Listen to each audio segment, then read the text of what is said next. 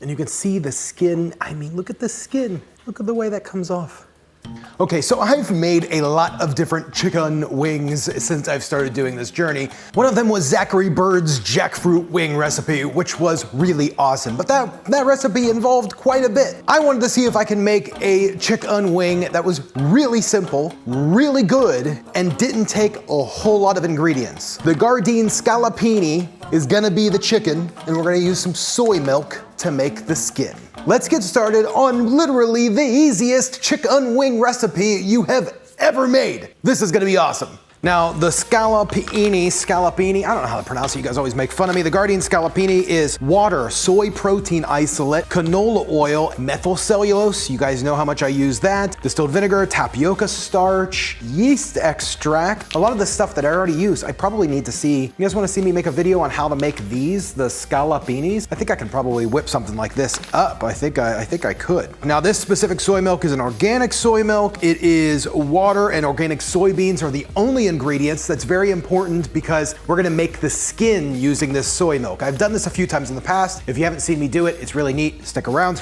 And then you're just gonna need the bone, the handle of the chicken wing. I've used different things in the past. Today, we're just gonna use a popsicle stick. I ordered these off of Amazon. These are gonna work perfect for what we're trying to do. So I'm just gonna use a popsicle stick, and I'm actually gonna fold this guy kind of in half because I want like a meaty top, and then place the popsicle stick in it and then fold around, and you can see what I'm doing to get a wing. Now really give yourself a lot of room, give a lot of folding action on the top, so that way you have some nice layers of chicken to kind of pull through and tear off when you want to bite. Now I'm just gonna use some press and seal and then, or the drumsticks, since everybody gets on me about that, press around and make sure that this is tightly wrapped together. Now we're gonna take these guys, the 4 of them are all wrapped up really nice. We're gonna drop them in the freezer for just a few moments while we prep the skin. Okay, so now for the soy skin, this part is a little tricky, does take a little bit of practice to do, but once you get the first 1 or 2 done, you're gonna just nail it. You just need a non-stick skillet and the organic soy milk. If you make your own soy milk, that's even better. Oh my gosh, look at them. There we go. Pour in the pan until it's about halfway filled up, and then we're just going to put this on about a medium heat, medium low heat, just to heat this up pretty slow. Now you do have to have a little bit of patience because it does take a bit for this to heat up all the way around to form the skin. Right now it's heating up. You can see some steam from around the side.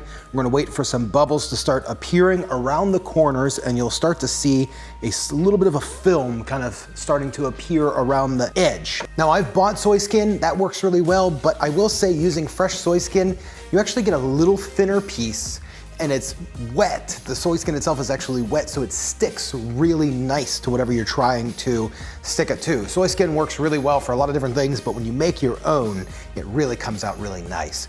Okay, so you can kind of see this rising up. We have almost a whole skin. Now that this pretty much is almost all the way there, I'm gonna grab one of these wings out of the freezer, one of the drumsticks. So this is looking pretty good. I think this is gonna work out really well. I didn't have these in the freezer that long. We're gonna get them back in the freezer here. All I'm gonna do is kind of go around separating the end here, and then I'm just gonna wrap this guy around the skin, and then just make sure that it is completely covered. It doesn't take long for the second skin to develop, so you don't have to wait that whole time again. Every time I make something with soy skin, I always get comments from people asking about using rice paper. Now, rice paper works. I've seen a ton of people do it. The problem with rice paper is it is thick. It's way thicker than a regular poultry skin. Okay, so now that we have this entire wing wrapped with the skin, I'm just gonna wrap these guys back up really tightly, drop this back in the freezer. We're gonna move on to the next one, get all 4 of them done,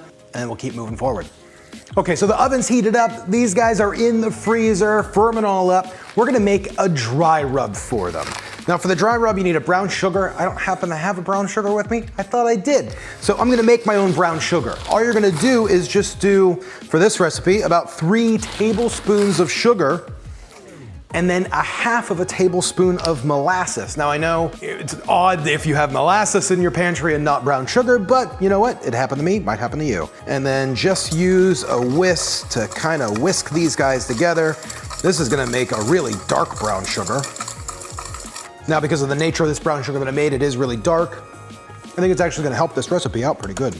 So I'm gonna do about a half of a teaspoon of garlic powder, half teaspoon of onion powder. Now this is optional, but I'm gonna do about a quarter teaspoon of this chicken flavor. This is the chicken flavor broth that I use anytime I make like a chicken. Really gives it that chickeny flavor. I think it's gonna really be nice in these wings, especially on the outside there. 1 teaspoon of chili powder, half a teaspoon of smoked paprika, half teaspoon salt, and about a half teaspoon of fresh cracked black pepper. Just give this a whisk together. Let's test this, see if we got the magic right. Oh, that's gonna be a good rub. So I had these in the freezer. Like I said, I'm just firming them up. I'm not freezing them solid. They're definitely not frozen solid. So all I'm gonna do is just take the wing, the cold wing, drop it in the dry rub, and then make sure that it is entirely coated with the rub. And then just drop them on a parchment paper lined baking sheet.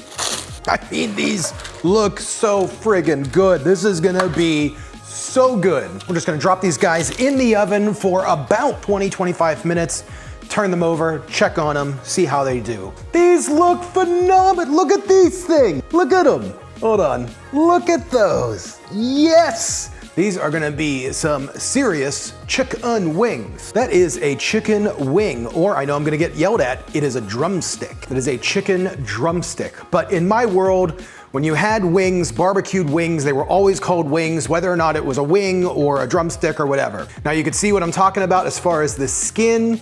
It's like a really nice thin skin, just like you would on a regular chicken wing. And then if you look underneath it, there is the nice chicken. Now, if I were to use rice paper, that would have been thick. I am excited to try this. Chicken wing. Chicken wing. Oh my God, that's good. Just like chicken. I mean, Just like what I remember. hold on. Really good. Look at that, look at that. I mean, that's good. Now you could almost call this a chicken leg.